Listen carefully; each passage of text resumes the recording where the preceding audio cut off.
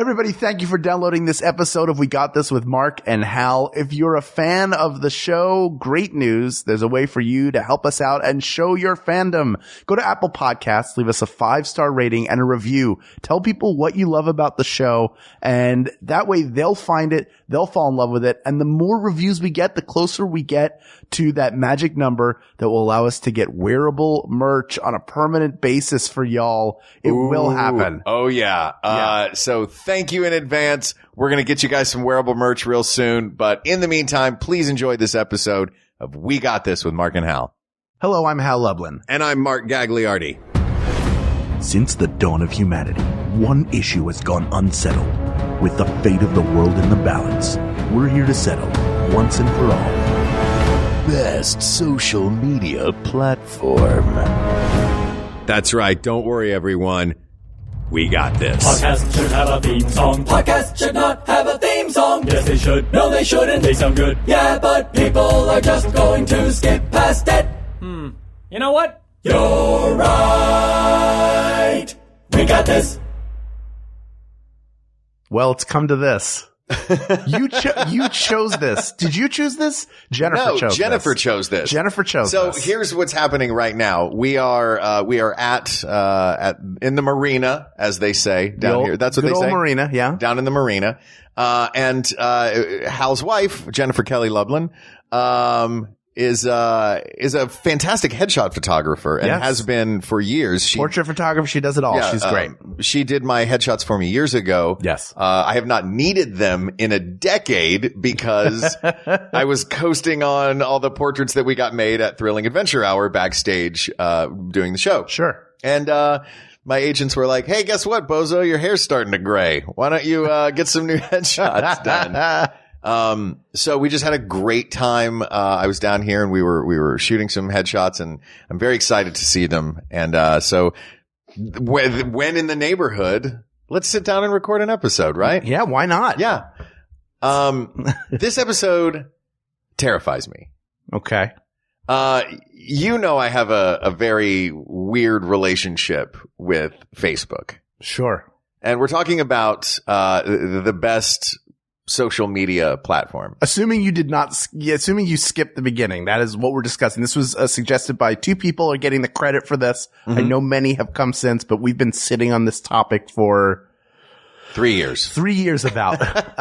Joey Webb. Was there a reason that we hadn't done this topip again? I don't think so. We just kept finding other stuff that something other with shiny objects made us go, ooh, pretzels. Exactly. Joey Webb suggested this via email, as did Drew Clock. Drew, I do not remember what platform you suggested it on. I hope you're still listening to the show after all these years. If you stuck around, it pays off. Congrats on your bat mitzvah. We're really happy for you getting into college. Really big deal for you, we know. We're going to use this joke every time we dig deep into the vault.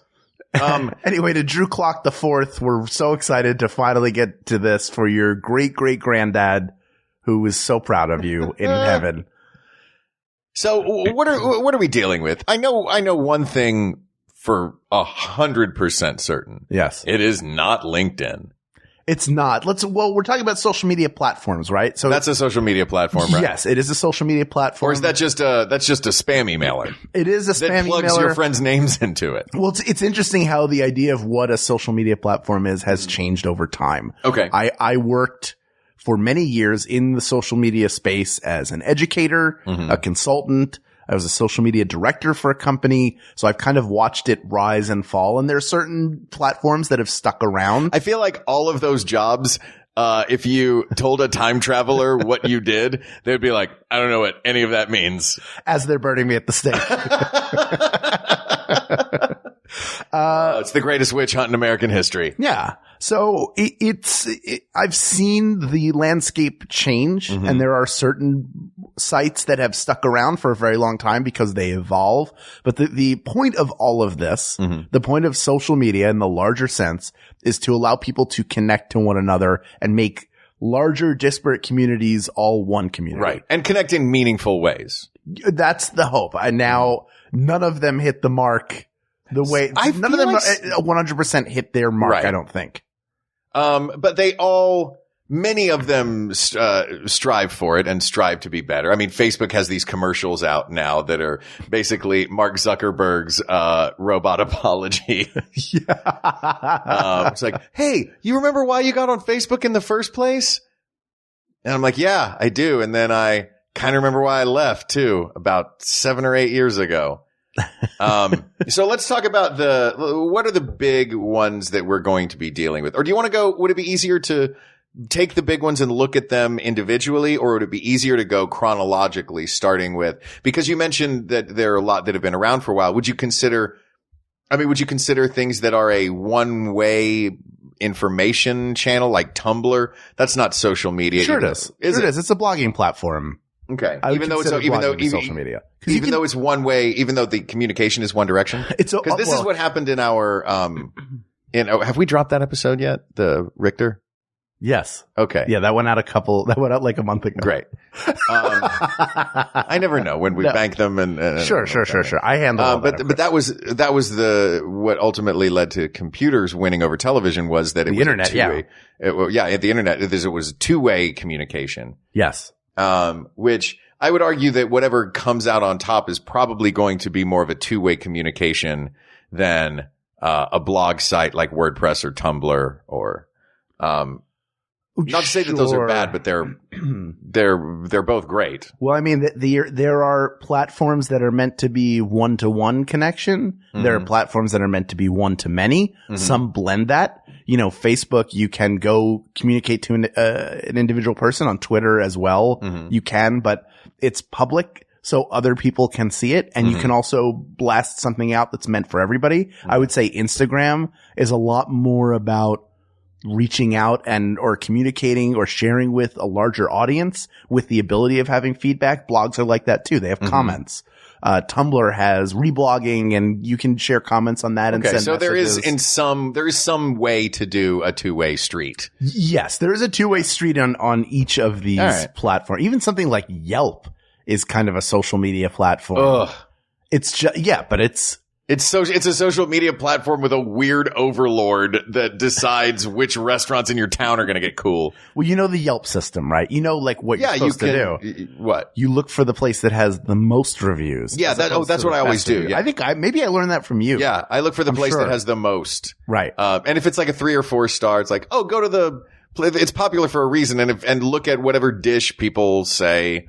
Oh, you go for this. This is the reason to go. I go for this. Have you ever been disappointed by that system? I have not. Never. No. What's your cutoff? Is it 3? Anything below 3 stars, you're not going to go? Is at a certain point, like, you're expecting, once you get below 3 stars, you're like, maybe a Band-Aid will be in this dish. Yeah. The thing is, I never really come across those as much, because when I'm using Yelp, I'm usually either in New York or Los Angeles or a big city that has a bajillion restaurants. So if you're like, I'm going to get sushi tonight. I wonder what's good sushi in this neighborhood. Then you go find a neighborhood and you see all the sushi bars. I'm not going to go to the one that's got 80 reviews and 2 stars. Right. I'm going to go to the one that's got 4,000 reviews and 4 stars. Yeah. Or I'm going to try to go there. Sure. And then I'm going to get real frustrated when I get there and I'm like, can I get a table? And I'm like, what? No. No, you can't get a table. Did you see? There are 4,000 people who have told the world to come eat here. You don't just get a table. You know what I'd like to do? What? How I want to do this? Because I feel like there are probably 5 or 6 finalists here. Uh-huh. I kind of want to go through the graveyard of sites that don't exist anymore. Okay. And then we can talk about the ones that do. I feel like finding a winner is going to be a lot easier. Yeah.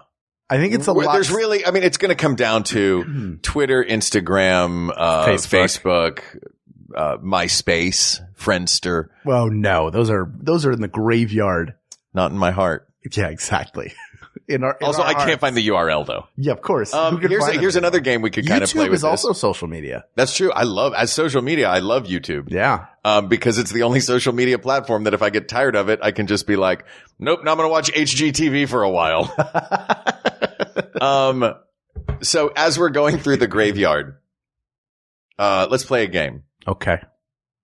You name the thing and I tell you because you've worked in this field. Yes. I tell you what I think it might be. Okay.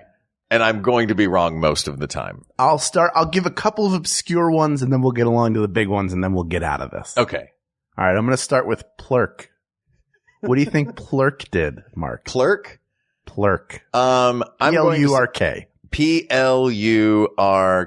Yeah. Well, it's got combinations of other words in it, like pure and luck. Sure. So I'm going to say that it was a social media platform where you could play poker. I forgot all the online poker sites. I don't know. Those are garbage. No, it was not an online gambling site. Okay. Let's see. Plurk. Do you want another? I'll give you one more guess, and then I'll reveal. All right. Plurk is for, you know what? I bet it's a social media platform for plucky library kids. That's it. They solve mysteries. It's just all, Encyclopedias Brown. Yeah. And Harriet's the Spy. And they're helped by the ghosts of the books that they read. Ooh, I love this. Yeah. What is Plurk? Plurk was a microblogging website. Similar. Okay. It was a precursor to Twitter, as was another site called Identica. Is that what Twitter is called? Is microblogging? It's microblogging because you can only write a limited amount of text. Mm-hmm. Obviously, it was originally 140. Now it's 280. Right. But you're broadcasting. Hashtag not my 280. But it's very helpful. I do always stuff. try to, when I'm on Twitter, I try to get that little wheel that tells you how many things you have left. Yeah. I try to only get it to go halfway. You know what that was called when you could write a perfect 140 character tweet? What? It was called a twoosh. Like a whoosh, a swoosh in basketball. Oh my God. Yeah. But the thing about Plurk was it put everything on a timeline, like those timelines where you could see like when different historical events happened. That was how it laid out your information, which I really liked, but it was complete garbage for interacting with people and difficult to read. Also, Gone. I really hate that Twitter and Instagram have switched away from straight timeline. Yes. That happened, what, a year or two ago? Yeah. And it was like, oh, so you're just going to now decide for me what I'm interested in? Sure. Why don't you just give me a timeline of everyone that I follow? Love Grandpa. By the way, there are like Grandpa Factor is going to be crazy when grandpas are saying stuff like, back in my day when we tweeted on Twitter, it was in a timeline. You're like the idea of a social media curmudgeon is pretty fun. Not one who's a curmudgeon because they don't like social media. There's a lot of those. Get your face out of your phone, kid. I'm just picturing an 80-year-old with an Oculus Rift on. This was cutting edge in my day. Yeah. I mean, I love VR. It is so real to us. They tried to make VR happen again. It's cyclical, comes about every 20 years or so. Someone goes, ooh, you know what would be neat is virtual reality. And then they realize that no one cares. They put the headset on and then everyone looks like they're from the Money for Nothing video. Nobody wants to see that, no matter how weird your outfits are. I don't know. I could see some weird outfits in that VR space. Ooh, what was your favorite one? My favorite weird VR outfit? Yeah. The boxy one with the dots. Oh, yeah, that was a good one. Sure. Did you ever see the boxy one without the dots? Oh, gosh, what am I made of money? I couldn't afford that fancy system. That was premium, it's true. Mine was all pixely. Ridiculous. All right, let's move on to some of the. Well, one more. Wait, no, you got to have more than that. On Plurk, I'll give you one more obscure one, and then we'll talk about some of the. All right. Another one. We'll give you two more obscure ones. All right, and then I have a couple for you. Great. Plaxo. Plaxo. Do you remember Plaxo? Plaxo was the social media site for dentists. No. Plaxo was the social media site for trophy engravers. One more. Plaxo is the name that Thanos calls the pinky of his gauntlet.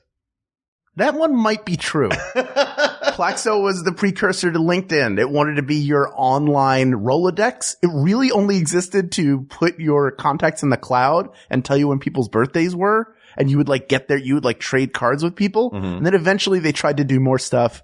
They didn't do it well. they're gone. I think they were bought by Yahoo. They were either bought by somebody or they just disappeared. That seems to be what happens all the time is a thing comes up that uses a certain technology to make it happen. And then one of the big guns is like, that's really cool. And either figures out their version of it and runs that other little guy out of business or just buys the little guy. Yeah. Now here's the greatest social media network ever that I thought was going to be, I was convinced in like 2011 that this was the future.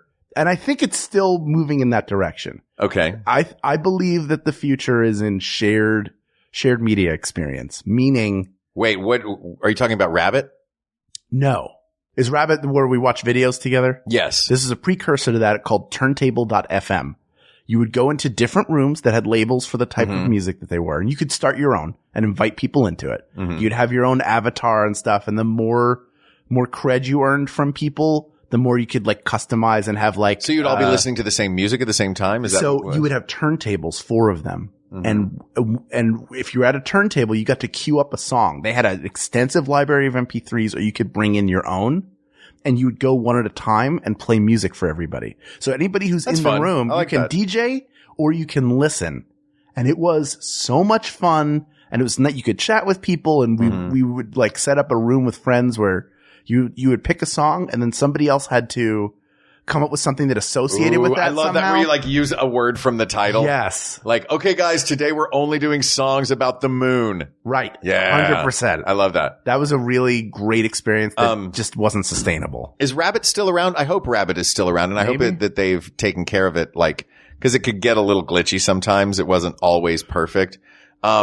That said, for those who don't know Rabbit is when Juliana and I were together and living across the country from one another, we would we like to watch movies together. Right. And Rabbit is basically Skype, but with a third window that had either Hulu or Netflix or a web browser or something on it. And you could we would sit and watch movies together, and we would have little videos of each other live, and so we could talk during a movie. I love it. Which is great. That one was so much fun.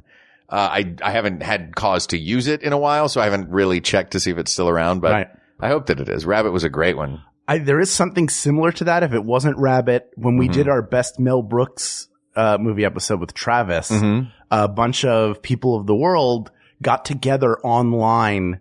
I remember this. They organized a viewing of some Mel Brooks stuff. I joined in for a little bit of like Young Frankenstein. So did I. A little bit of Blazing Saddles. I remember jumping into that. It wasn't Rabbit. It was something like that. Though. Yeah. But the spirit that was really of that fun. Lives on. I love that.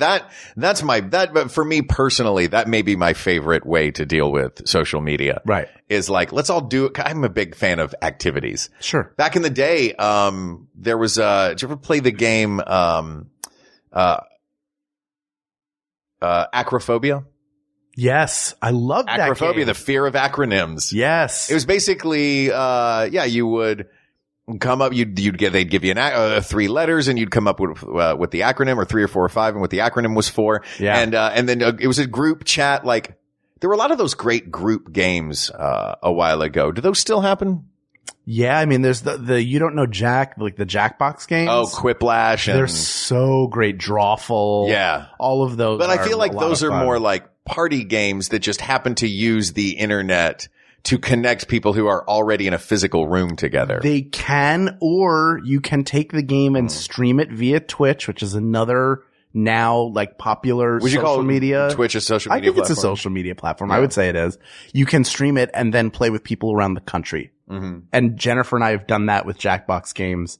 I didn't know at the time I hadn't hooked it up properly, so I just gave people like, here's where you come to play. And then, the phone experience is limited. But had I streamed it, then everybody could have played along together. And that would have been a lot more. I should do that sometime. I should do that and have everybody stream play. a game of Quiplash? Yeah. I love Quiplash. Yeah. It's so much fun. Yeah, so that's a great use of social media. Are there any more of the look, if we're going to talk about the graveyard, right, we have to talk about Friendster and MySpace. Sure. Did you have some obscure ones though before we talk about them? Oh no, I was lying. I was just going to make some up. Fair enough. I mean, I still can. Do you remember Gunch?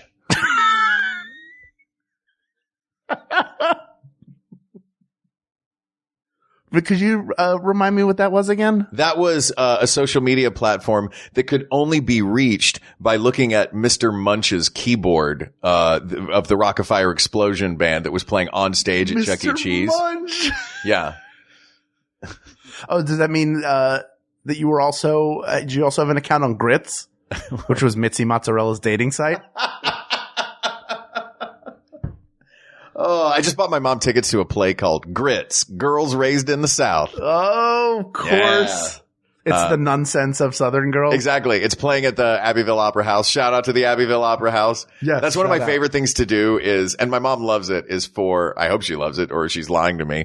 There's a really good community theater, down the street from where she lives, one town over it with a beautiful old opera house. Right. And, for like Mother's Day and her birthday, I always love to get her tickets to whatever that theater is playing. She went to go see Harvey there and couldn't stop talking about it. Oh. Yeah. So it's fun to like, you know what? You live in a small town in the middle of nowhere in South Carolina. Like, yeah, you got a theater down the street that I can support and get my mom a gift. Heck yeah. That's fantastic. Yeah. I love I'm just it. buzz marketing, the Abbeville Opera House That's what this episode is really about. Yeah. Brought to you by our new sponsor, the Abbeville Opera House. Yeah, which had its own social media platform called Abs, but it had two Z's and then a little 2 up in the corner, like to an exponent. Yeah, So yeah, I'm not yeah. sure how many Z's that it thought it had. It's very tough to type that into Yeah. a browser. That was probably the biggest issue. Yeah. Let's talk about Friendster. I don't remember Friendster at all. I just remember that it was first. I do remember Friendster. I remember MySpace. I don't think I ever even joined Friendster. I may have at the very end and then been like, oh, why don't I just join MySpace? When Jennifer and I were first dating, we were friends on Friendster. I might Wow, have this gotten has her been a onto while Friendster. that you guys, It's possible I got her onto it, or she. Mazel tov on your long-lasting anything. relationship. Thank you. Yeah, our relationship lasted longer than Friendster. Although Friendster's now like a Korean gaming site. Like it was bought really? by a Korean company and turned into a gaming site. So But it still has the name. I don't know. I don't know if it's kept the name or not, but it's certainly not the site that it was. Mm-hmm. The first time I met Ben Acker, Mm-hmm. I connected with him on Friendster, and that he realized that we went to college together and knew people in common. So that was like the way we first figured out we knew one another. Which was one of the it still remains one of the exciting things about Facebook. yes. And so if not When for you see social like media, mutual friends, you're like, oh, cool. exactly. Yeah. If Friendster had not existed, there would have been, it would have taken a lot longer for us to get to know one another or realize we had things in common. So that is sort of the miracle. So let's assume that without that happening, we never would have become friends. I would not be married to Jennifer. Yeah. I would not, have been in the Thrilling Adventure Hour. So you have Friendster Yes. to thank Yes. for everything. Thank you, Friendster. Wow. I don't mean everything. There's more to your life than those Yeah. two things. But it was early and it was a cleaner interface. It was very basic. And then MySpace showed up. Then, yeah. And you could add, you could make your MySpace page look like a 1993 GeoCities website. Yeah. By having blinky lights and MIDI music playing. Do you ever wonder what it would look like if the people behind Cool World had the shakes while they were drawing it? Come to myspace.com and make that your background, except when you scroll, it stays static. So you're constantly lost. Hey, did you think that a candy wrapper could do drugs? That's what your MySpace page looks like. There was a good reminder that not everybody is a graphic designer or has any Right. design or visual sense, but you could express yourself You could express yourself however you like. in terrible, sparkly ways. Yeah. And then MySpace had like the top 8 and then the top 16. So it was like, are you in somebody's top 8 or top 4, Yeah, then it's- top 8? That's then a top weird 12 thing or about all whatever. of this, all of these things is like somehow they managed to squeeze some Mean Girls in there. Oh, yeah. Oh, yeah. Like the idea of like, am I in somebody, if you're for the right people, like you don't want to be in everybody's top 8 No. or top 4 or whatever. Yeah. But like if you're dating somebody, You better be in their top 8. you better be position 1. Wait, were they ranked in the top 8? Well, you put them in order left to right because they were 4 pictures, 1, 2, 3, 4, and then 1, 2, 3, 4 underneath. So it was like, all right, well, I have to have these people need a spot. See, in I don't the like top I 8. don't like anything that quantifies like that. Well, then you must hate all social media because the quantity is That's important. why, and I'll talk about it when we get to Facebook. That's why I get so much anxiety around Facebook. Yeah. But MySpace just became it was just untenable. But it led to Facebook and the beauty of the original design at Facebook being just clean and not customizable. And so everyone was getting this beautiful, stark, clean experience, where you weren't getting bogged down in other baloney. That was what I think ultimately brought MySpace down, was that Facebook came along and then just cleaned everything up. It made it more, if MySpace was the middle school version, then Facebook was literally the college version. Yeah. It's interesting. It's always interesting to see a new platform pop up and see people play around on it. Like the early days of being on I think Facebook got open to the public out of college, people who were not in college, I think in 2006 or 2007. I just remember when we were on the road with National Lampoon Lemmings in 2008. Right. On the road playing colleges. We played at University of Maryland. Right. And after our show, some students walked by and they're like, "Hey, that was a really great show." And, Jen Kane, who was in the cast, said, "Oh, wow. Thank you. Thanks so much for coming. Hey, you should check out our MySpace page." And this group of, students was like, "Yeah, okay." And I've never seen a group of people who thought they were cool, us, immediately go, "Oh, we have just been put in our place." Exactly. In our very uncool place. Just showing up. Hey, you want to drive around in my Gremlin? Yeah. And then MySpace got cool again after that, right? That was the deal. Like MySpace became a music site. They really started focusing briefly. Not cool. They still are. I think they are a music website now, because that was really where it went anyway. For musicians, that was a good place. It was great for musicians. But it was too crowded. Yeah. Facebook at least delineated between, like, this is about people connecting with people. You can have a page for your business. You know, if a business tried to create a personal profile, it was like you were having a conversation with people and then a robot came up like, "I am Remax. I want to be your friend. Do you like homes?" So, well, I do like homes, Remax. Come with me. Where are we going? What's this hot air balloon? Oh God. Oh, he's get outing me. You got get outed. Sorry. Took off to space. I was of an age when Facebook began I think they touched on this in The Social Network, which is one of my all-time favorite movies. That the reason that Facebook was so, useful to a guy in his 20s, a straight guy in Los Angeles in his 20s, single, when I was, it was that relationship status. Sure. Because you couldn't leave it blank. Right. That was a thing about Facebook back in the days. You could not leave that blank. So if you were whatever point in dating someone you were, right, whether it's complicated or in a relationship with or married to or single or whatever, you had to quantify that status. And that to me, I'm not going to lie, came in very handy. I'm sure it did. It makes sense. What? No, I'm just remembering the early days of Facebook where they had those games that you would play. This before like Candy Farmville? Crush. No, before Farmville. They had like werewolves and vampires. It was something like that where you would have like your werewolf fought.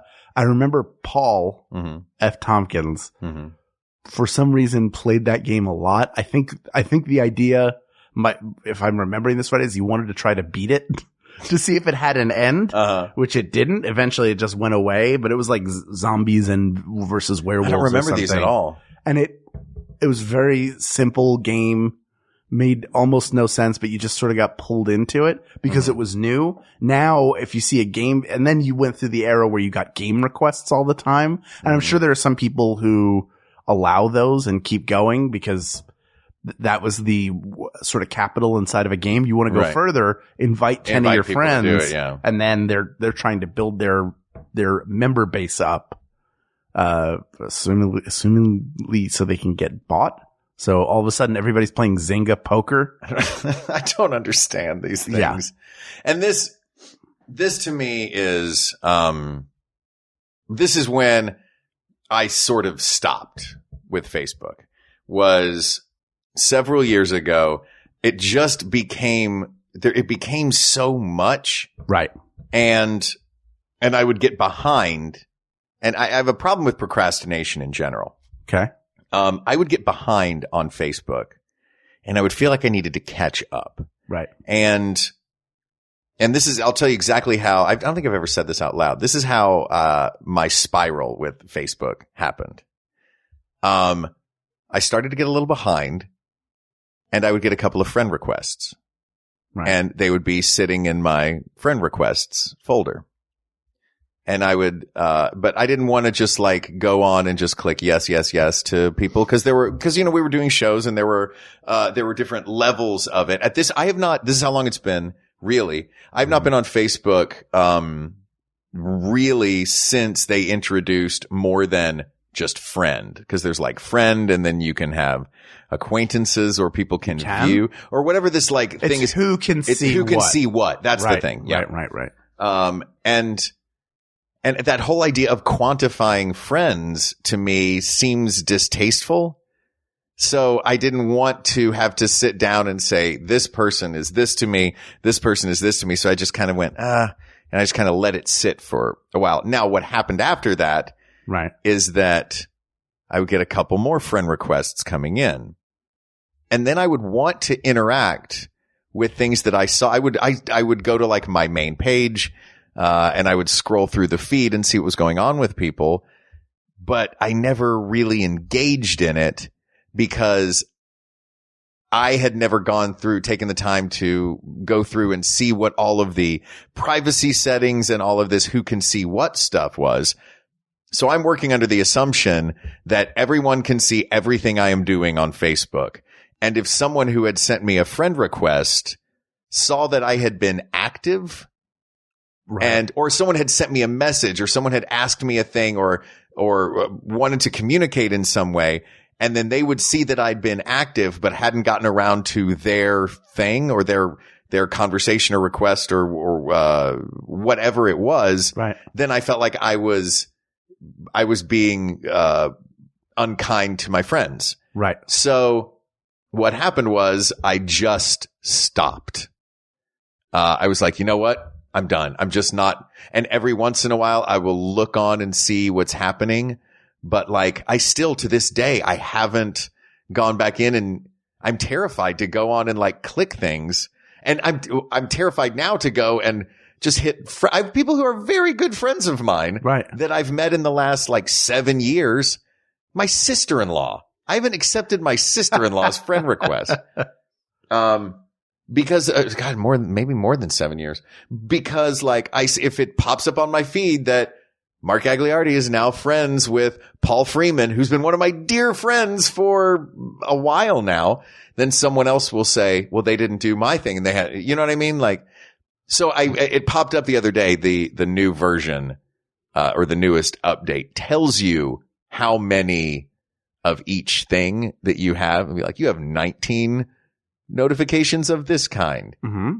And I think I'm going to have to take a weekend and do this because over the years I have, and this isn't bragging. I'm not trying to sound braggy. I'm trying to, let me see if I can guess how many friend requests that I have that have been sitting in there for a while. 1,500. No, not that popular. 585. That's a lot. That's a lot. I think it's, first of all, I understand where you're coming from. What it feels like to me, to give an analogy, is it feels like I got off of a freeway, and then while I was off of that freeway built 20 brand new lanes and cars can now go 500 miles an hour. And I don't feel like I don't feel like my car can get back on that freeway. I think it can. I understand you're feeling overwhelmed. Mm-hmm. I think you could get on that highway if you wanted to. It's not moving that fast. If somebody's not your friend yet, there's no way they'd be able to see what you did. You can very really? easily.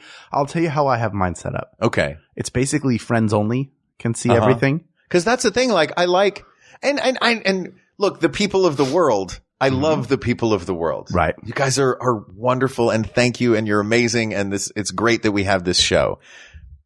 But there are buddies of mine that I have in town that I'd love to see, like, you know, other kids having a party. It's their, Right. or, you know, this guy, it's his grandma's 90th birthday. You know what I mean? Like that kind of stuff I like. But man, it freaks me out, the whole thing. I'm 99% sure you could go engage in the Facebook group for We Got This, which is really when I'm on. That's where I spend the majority of my time. I go there and check it out. And you know what's funny? But it's closed. It's a closed group, so that people I can can't dig. see it. All right, I can get in there. If So you people want. of the world that are listening, Yeah. don't be alarmed if you see me start popping up in there. And every time I do, it's always the same thing, which I've popped up in there before, once when we really needed to. Yes. And then today, because I wanted to like the pretzel pull that was happening. But of course, I always get the same thing every time. It's like, oh my God, Mark's online. They're excited because you've cultivated a personality. That is, People don't expect you to be online. right. And now at least they What seems like maybe I'm trying to create an air of mystery. No, it's total fear. Total fear. there's nothing to be afraid of. Okay. First of all, if somebody is offended by something like that is on them, not you. No, come on, man. But also- my whole life, that's not been I would spend some time, check your privacy settings, see who can see that's what I should do. I like to keep it to just friends, and then I allow, I think, friends of friends to send requests. But I try to adhere to this. I don't always do it perfectly, but I try to, if I've met you in person, that's like the bare minimum for accepting a friend request. It doesn't always happen that way. There are plenty of ways to interact with me without being my friend, like online. It feels like, but that's the thing. I don't want to not be people's friend. You know what I mean? I don't consider myself less of anybody's, people who I know personally and spend time with, I'm connected to there. Right. People who enjoy what I do and we've had a good conversation and want to keep talking with me. There's Twitter. There's the Facebook group. There are a lot of ways I'm happy to have a conversation, but also when I go on Facebook to look around, similar to you, I want to see what's going on with friends of mine. It allows me to keep. I love seeing like friends of mine. Yeah, I want to see the pictures from high school on a throwback Thursday. Exactly. When you're like, hey, here's remember when we did Into the Woods in high school? You know what I mean? Right. Totally. I love stuff like that happening. So that's why now there are two that I've actually kept up with. Okay. And I don't want to get totally away from, since we've been talking about Facebook, I don't want to get too far away from that. Right. Well, this one's now owned by Facebook, is Instagram. Right. That to me, I've kept up with Instagram and I try to keep up with Twitter. But Instagram is my favorite out of all of the social media platforms because it's fast. It's exactly what I want. If there's something that I don't like, I mute it. The ads are real easy to scroll past. It's real obvious what's an ad and what's not. People aren't posting hate speech and article and links to other. You can't really even add links. I think you can maybe, but it's sort of only in your bio or if you're like a brand, you have to reach a certain status to do that. Even in stories, you can't do swipe up unless you have, I think it's maybe 10,000 followers, something like that. And stories is fun. Like, is Snapchat still around or is? Yeah, Snapchat is, but Facebook strong. Or Instagram stories is basically the same thing as Snapchat, right? So, I think Instagram stories is trying to copy what Snapchat does, as does Facebook now. Of course. But yeah, for me, it is Instagram is my favorite because it's exactly what I want. It's scrolling through pictures of my buddies and what they're up to. Like, if you don't follow Cecil Baldwin on Instagram, sure. Follow him because that show tours all around the world. You and I've done you've done a lot more than I have, legs of the tour. Sure. But they're constantly in Europe. And so it's great to see Cecil like bouncing around Europe and I follow things that I'm not, that I'm interested in, but that aren't like personal to me. Like I follow National Geographic because their photos are amazing. Right. And I follow, and then people that peripherally, that's sort of to me, Instagram to me feels like the best version of people that I know only digitally or people that I know in real life. I can still follow and see like, oh, check it out. They're doing this now or this is happening. And people will pitch shows on there. I know that's a really easy way for performers to get the word out, and musicians, actors, comedians to get the word out about a show. If you want to know what time a show is, just go to that person's Instagram feed. Chances are they posted a thing that's got, you know what I mean? Yeah. So that to me, Instagram to me feels like what I want Facebook to be. I like Instagram. I like looking at what other people do. Jennifer obviously uses it a lot because she's a photographer, and that's sort of the medium that she works in. Her recreating paintings things is amazing. Oh yeah. It's so good, and it's like great to see her put it out there and get feedback on it. Like that's invaluable as an artist. For me, as a person, I like looking at other people's stuff, but it's very hard for me to remember. Because I've never been somebody who took a ton of pictures. I have barely any pictures of me or stuff that I did in college. Yeah. For 4 years, like one of those years, I took pictures, and that was it. So that it doesn't connect with me the same way. I like looking at other people's stuff. I love Busy's story. Busy's the queen of Instagram, but I also like seeing all my friends. Cecil's is great. I enjoy yours. I enjoy the Night Vale, which Symphony Sanders and her personal one. I'd like, there are a lot of great Instagram accounts out there to follow and enjoy. But it's also almost so mindless. I watch people scroll through and they're just like scroll, tap, tap, give it a heart, scroll, tap, tap, give it a heart. It takes almost no thought to engage with. That's true. So it's to minimal. me, I like to post, jokey comments on people's pictures. Sure. And what is your thought on liking a picture? If I like the picture, I click like. Okay. Or if I want to support the person, I click like. Great. But it's the softest. There are different levels of touch that you can have digitally. That is the softest possible touch. I ask because my mother likes everything on Instagram. Literally everything that scrolls through her feed, so no one feels bad.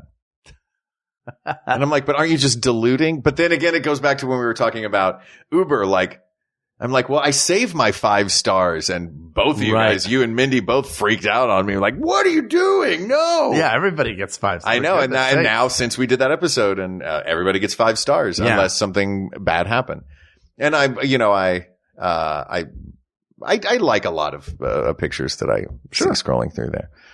And it's nice to see friends. Like, it feels good to get likes. It does feel good. It feels great. Yeah. It's a little endorphin rush every time you get a like. As mindless as it is on one side, if I post something and it gets like 200 likes or 250 it's really great. likes, it feels I'm good. like, oh, I guess this was a good thing to post. But does that get you away from, are you just sort of seeking the endorphin rush of the feedback, or are you posting like, this is what's interesting to me? Because I'll post stuff like similar to you, like here's a jokey thing, and then I'll post like it. I post. I'm sorry. Go ahead. No, I was going to say I posted, and the insecure part of me takes over. I'm like, boy, I hope this gets a lot of likes. Sure, because everybody does. That's the game. Everybody does. Was this a failure if it doesn't get right? Twitter's the same way. If you write a joke on Twitter, it's the same thing. But it feels more disposable because that timeline goes so fast. I feel like I see the same photos over and over again on Instagram when I go back, because not everybody posts. It takes a little more effort to put a picture, because then you're thinking about, is the composition right? Which filter do I use? I love doing that, playing with all of that stuff. Twitter is just like you vomit it out. I wish that it was still a timeline. I wish that Instagram and Twitter were still, because as a completist, that's one thing I used to love to do was your timeline opens up and you scroll all the way through and you look at all the pictures until you get to one that you've seen. Yeah. And then you're done. Yeah, 100%. And it was the same way with Twitter. You would see a new tweet, then you would scroll down your tweets, and I feel like stuff just gets lost all the time now. It does. The signal to noise ratio is very high. And that's why one of the things that we talk about, you and I offline, is me constantly begging you to promote, and you not wanting to overstuff people or make them feel like they're being sold to. Am I being accurate? Absolutely. However, if you put out one tweet in a week, then a very small number of people will see that. If you put out different versions of it over a couple of days, you'll see a larger slice of that pie. Like, I don't find it annoying when people do that. And I try to mix in, like, here's the fun, jokey stuff. And sure, I follow a lot of stand-up comedians. And so often it's like, what's up, Atlanta? This weekend I'm playing 3 shows. So yeah, is this all one elaborate intervention for you to be like, will you tweet more? That's why I had Jennifer pick this. Yes. No, for anything, that's the struggle right now. It used to be a lot easier to get people to see your show on MySpace or Facebook or Twitter. Now it's a lot harder because the chances of people seeing it has diminished. So you have to hammer the message with some regularity over a number of different places, or else you don't get the result. And this is the tool that we have as performers and podcasters outside of this that people listen to reach new people and engage. And, that's I love mixing it up with people. I love it. I love doing it in the We Got This account. I like doing it in the Facebook group, on Twitter. Those are, I like the more conversational ones, and the comments on Instagram feel a little bit more tacked on. So that's why for me, it wouldn't even be, it would be a top 5. I don't know that it would be a top 3. Which I'm not Instagram? Sure if I were picking the top 3. Instagram's my number 1. Right. It's your number 1. Because it's also, for me, I like I hate using some of these phrases, but I have to, as a content creator. Right. Like, one of the things I love about Instagram is just, there are people who like taking pictures of themselves, and they get satisfaction and get that a real endorphin rush, especially if there are people who are, and I love seeing them. That's the thing. Like, these are buddies of mine. I love seeing them. Mine, that's not what I do mostly. Yeah. Most of mine is whatever things that I'm looking at that I think are funny. Yeah.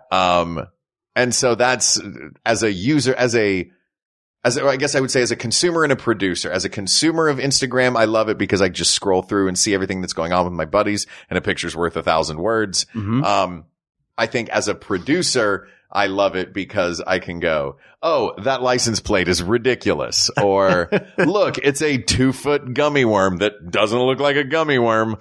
You know what I mean? Like, so that's the kind of stuff that I love. Yeah. Should we take a break and then come back and talk about the the devil himself, Twitter? Yeah, let's do it. All right. Hey, what's up, everybody? I know normally you'd be hearing from other Max Fun shows, but I have one more important message for you about this one. We're coming back to Philadelphia as part of the Philadelphia Podcast Festival. We're super excited about it. We've got 2 shows going on at the Philadelphia Improv Theater. That's FIT Theater, PHIT. Pretty hot, improv tempting, could stand for that too. Anyway, we have a show at 5 p.m. and a show at 8 p.m. The 8 p.m. you can get VIP tickets and do a meet and greet, get something signed by us. It's going to be a great time. We want you there. If you're in the tri-state area, anywhere near Philadelphia, come to the show Saturday, June 23rd, the 5 p.m. or the 8 p.m. You can go to bit.ly/WeGotPhilly2018, or go to phillypodfest.com/schedule. You'll find all the info there. Get your tickets while they're still available. Can't wait to see you there. And now, on with the ads. Hi, I'm Allie Gertz. And I'm Julia Prescott, and we're the hosts of Everything's Coming Up Simpsons. Every episode, we cover a different episode of The Simpsons that is a favorite of our special guests. We've had guests that are showrunners and writers and voice actors like Nancy Cartwright. I got a D-, I passed! And we've also had people that are on the Max Fun Network already. Homer wearing that golf outfit is so funny. And then when he gets super into golf, he's wearing the golf hat in bed. We've had Weird Al Yankovic on the show. I was just struck by how sharp the writing is. I mean, that's no surprise because it's The Simpsons, but I mean, like, you can't say that about a lot of TV shows, particularly ones that at that point had been on the air for 14 years. Find us on MaximumFun.org, iTunes, or wherever you get your podcasts. All right, smell you later.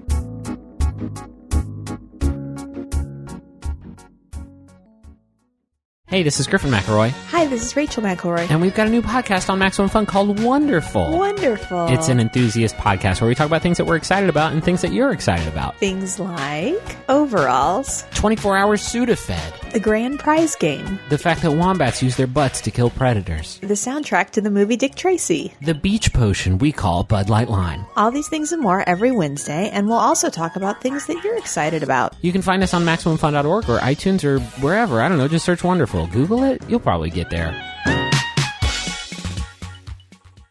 I don't think Twitter is the devil. Twitter, what happened? You used to be so fun. People are the devil. Ugh. People have agendas. You know what? And it's as Captain America has said. Yeah.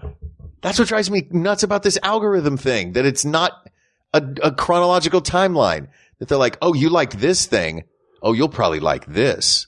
Oh, you sort of, you like this little bit of vitriol. Here's some more. Yeah. Then things get nasty. I don't have a problem telling that stuff to go away. I do feel like. How do you get it out of your timeline? I just click the go away. You know, I follow what's the go away? Like there's a little collapsible like thing, see less. I'll do that. I also don't have a huge problem with how things are shown to me. Like I'm just okay kind of scrolling through. Do you use the Twitter app or do you use some sort of a filter? Use the Twitter app and then on the computer. Because there's a lot of like Tweetbot or whatever, like I use TweetDeck on the laptop on my computer, which is run by Twitter. Twitter acquired it. So it's basically their feed multiple times. So that way I can manage my account and the We Got This account at the same time. I was wondering who managed that account. That's me. Oh. Yes.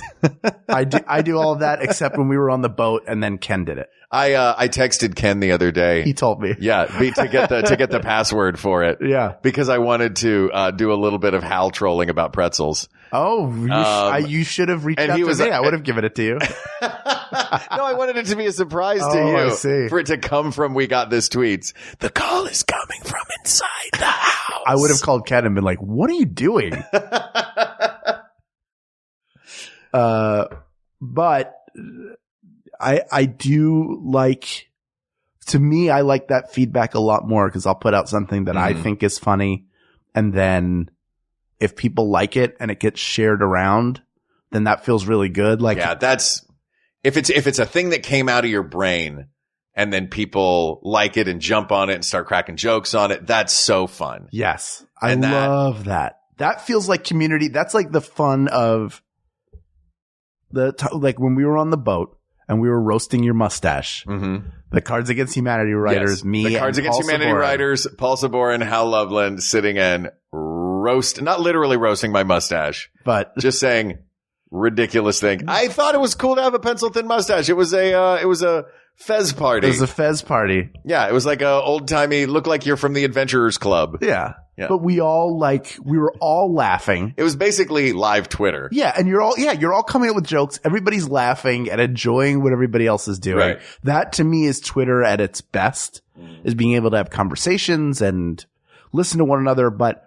there is no perfect social media. Right. In that case, Instagram is better because people don't talk as much. And when people don't talk, it's better because there's no arguing. But sometimes people can argue and come to an agreement. That doesn't happen very often on social you can also because find it's a shouting match. A beautiful thread on which going back to the things that I avoid, threading. Still not sure how to do it. So all of my tweets are standalones. You just keep replying to yourself. Oh, is that what it is? That's all you have to do. Oh, all right. And then I'm going to try that. Yeah, do it. Yeah, I like that. And I want to give a little shout out to some of my favorite Twitter feeds to follow.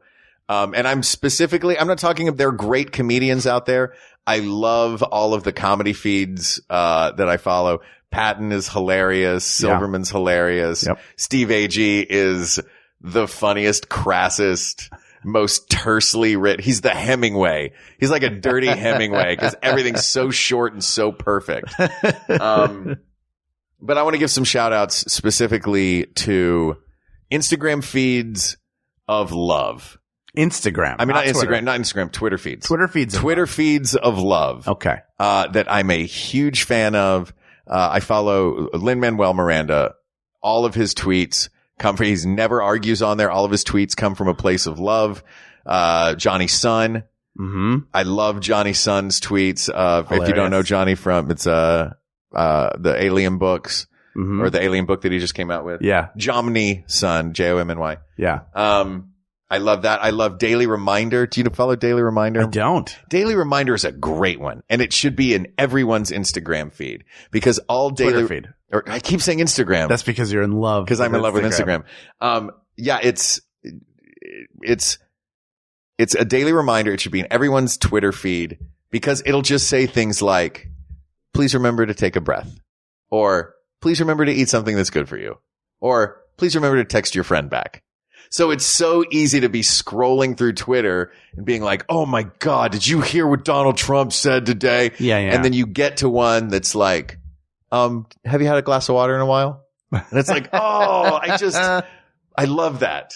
And another one, and this is not a love one, this is just a great one, for me, is, the How Stuff Works feed.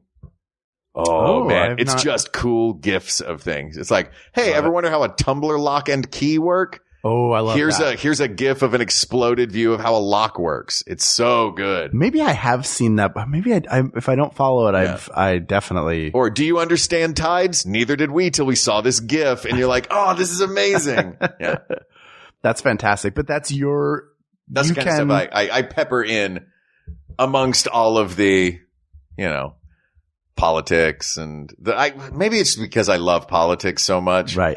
And following politics on Twitter right now it's dangerous. It's dangerous because you get a lot of people you get a lot of Pepe the Frogs yelling at you.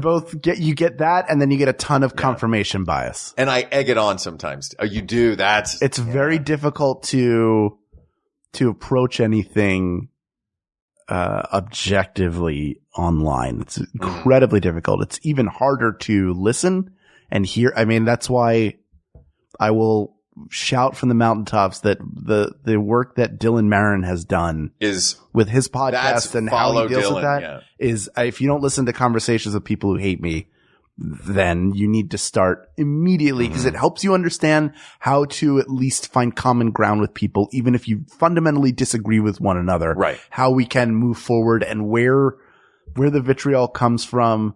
It's not necessarily the way to deal with it's not right for all seasons, but you can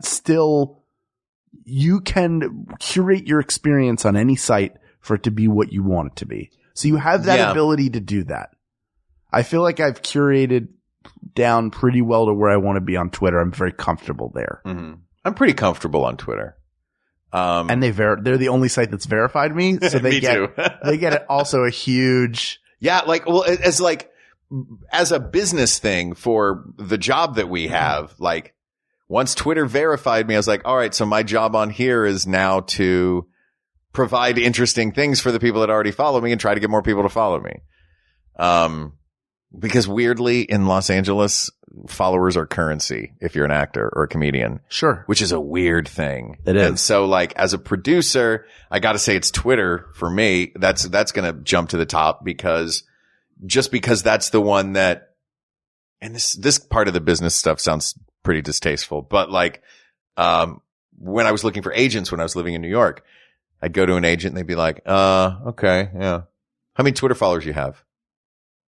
And I'm like, oh man, I can't believe this is part of it now. And now apparently it's kind of shifting away from Twitter, and it's becoming more, how many Instagram followers do you have? Right. Which is great because we got our blue check marks on Twitter. Yeah, exactly. I'm not giving up. I'm not giving up on Twitter. No, I never will. I don't want to give up on Twitter. It's a great conduit for information, and plus, if you just follow comedians, the jokes are pretty funny. Yeah, there are tons of really follow funny Matt people Oswalt there. Is another great one to follow. Yeah, Is that Patton's brother? Right? Yeah. His feed is fantastic. Puddin' Strip, isn't that his Twitter handle? I think something like that. Yeah, he's very Casey funny. St. Ange. Yes, so Casey's funny great on there. And her husband Matt is great too. It's so easy for us to just sit here and be like, "Hey, you know who's great on Twitter?" Yeah, all these people that we know. Yeah, just go to our Twitter feeds, go to our profiles, and click on who we follow, and then it's like us And follow recommending them. Yeah. it's like us recommending a playlist on Spotify. Exactly. Would you call Spotify a social media? Yeah, sort of. It's not really, you don't really have like friends and It wouldn't stuff be on a contender. YouTube for me is really great, but I think of that more as It's a not way primarily a social It's network. content consumption to me more than, and a platform that levels the playing field in a lot of ways. And we talked about this a little bit in our episode with Andy. Right. But to me, it comes down to, and Snapchat, the idea of how disposable it is doesn't really, to me, that takes it out of the running. Even I feel though it's- Snapchat's great. I feel like, and I hate to say this because they just flat out stole it, but I'm like, yeah, if Instagram's already got a version of Snapchat on it and all of my buddies are using that, basically a lot of it is, I think too, where your friends are. Sure. You know what I mean? Yes. We are a certain age and there's other generations there's a younger generation that has totally different, social media platforms than we had. Not so totally different platforms, but ways of using them and things that they're focused on. These are the ones that we are focused on. Yes. Let's talk about, Google Minus. Is that still around? No. You want to talk about Google Wave? That was their earlier one that was supposed to be. Google does some things really well, and social media is not one of them. No, they just come up with an idea and then let her rip. Yeah. Their best contribution to social media was Hangouts. Yeah. And even that doesn't work so great all the time. I think their greatest contribution to social media was me periodically getting messaged the lmgtfy.com. Let me Google that for you. Yeah. I love it. It's so good. Yeah. I used it the other day. Yeah. And I like Tumblr too. Tumblr's a little bit of a mess for me to navigate, but there's lots of really cool, fun content on there. Well, certainly it helped bring Night Vale to prominence, which has been good for both of us. Absolutely. But I think it sounds like would you be okay with a final 3 of Facebook, Instagram, and Twitter? Yes. Would you be okay eliminating Facebook? Wow. Bold. Because I think of Facebook as the standard bearer of social media. I do. Why would you eliminate it? I mean, I gave you my whole rant about my relationship with Facebook. So honestly, I can't speak to that terribly well. I'm very grateful to it and continue to be, even if it were not to win, that I'm so happy about the Facebook group. I wish I had started it instead of the page that we had. But again, it was figuring out, it's learning how do you bring something from another platform, podcasting, onto Facebook in a way that allows engagement. And that's the group. At first I was like, oh, it has to be a page. And then when I got on Max Fun, I think it might have been the My Brother and Me group, or just seeing that a lot of the Max Fun podcasts had groups where people were actually talking to one another. And that was what I wanted. I didn't want a page where we just broadcast out. I wanted to be able to tell people about Having stuff. recently dipped my toe into it, into the Facebook group, it's a blast. It blows my mind that and everybody's so nice to each other. They're very nice because we're not arguing about anything. It's not about politics or religion. The only thing we're arguing about is your dumb pretzel is figure my eight. dumb pretzel figure 8. If that is the thing that people get worked up about and angry about there, then we're doing something good for the world. We have done our job right times 10. But so why do you want to eliminate it? I think it's taken a huge step back with all the Cambridge Analytica stuff. And I don't think it's figured out yet what it wants to be. It's better than it was, not as good as it will be. And it feels fractured. Just got too big too fast. Yeah. I mean, what am I supposed to do there? I don't post there very often at all. I just sort of lurk. And that to me doesn't feel like the essence of what social media should be. If it's really to connect us, then it shouldn't be me outside of somebody's house peering in the window because I want to see what they're up to. I should be knocking on the door and going inside to hang out with people. And I don't know where you to just do that. described, by the way that I deal with social media is like, I'm just going to go look. Sure. That's like that's, but it's an invitation to look because it's been posted. Exactly. You're not like a peeping Tom or anything. Right. You're but you're a spectator rather than a participant. Mm-hmm. I want to me, the best platform is a participant based platform. And that's why I like Twitter, because at some point you can be more easily compelled to join the conversation. Mm-hmm. You can speak to whoever you want, whenever you want. Yeah. See, and that can be scary too. Right. With great power comes great responsibility. It is not, I don't think it's a perfect platform either, but I really enjoy going on there and joining in a conversation and then hearing back from people. I do more, communicating with my friends on Twitter as a social platform than I do anywhere else. Right. Like I'll put something out. If I put out like our podcast had 500 episodes or something like that on Facebook on my personal profile, and people might say congratulations and stuff. For a lot of them, I'm like, I don't know that you ever listened to it before. You're just coming in to say congratulations. And so there's something that feels like disconnected there. Right. That they're coming in to say something nice, which I appreciate that they like something or taking the time to congratulate. But that might not mean that they're actually engaging with the thing. See, it bothers me a little. That's my Instagram thing. Is it because I do social media more as a consumer than a producer. Right. I spend way more time reading Twitter and scrolling through Instagram than I do adding to Instagram or writing on Twitter. Probably to the detriment of my career that I'm doing it in that way. Could be. But I think not detriment, but not helping, right? Maybe as much as you could. Sure. I think that we're narrowing it down and we're finding our winner, because when you started talking about this, additionally, in addition to keeping up with your friends and what they are doing, and because people can post pictures on, you can do it. Mm-hmm. You don't have to use Instagram to post pictures, and people can link their Instagram account to their Twitter feed. Right. There's also geopolitical implications of Twitter outside of, Donald Trump says something crazy and then people either defend it or go nuts over it. Yeah. The Arab Spring happened because of Twitter. Right. Like, it's not just domestic United States, our friends cracking jokes about Infinity Wars. Right. Things like Me Too. Yeah. Were given a big boost by Twitter. Yeah, that's where I think the most important change happens starting on Twitter.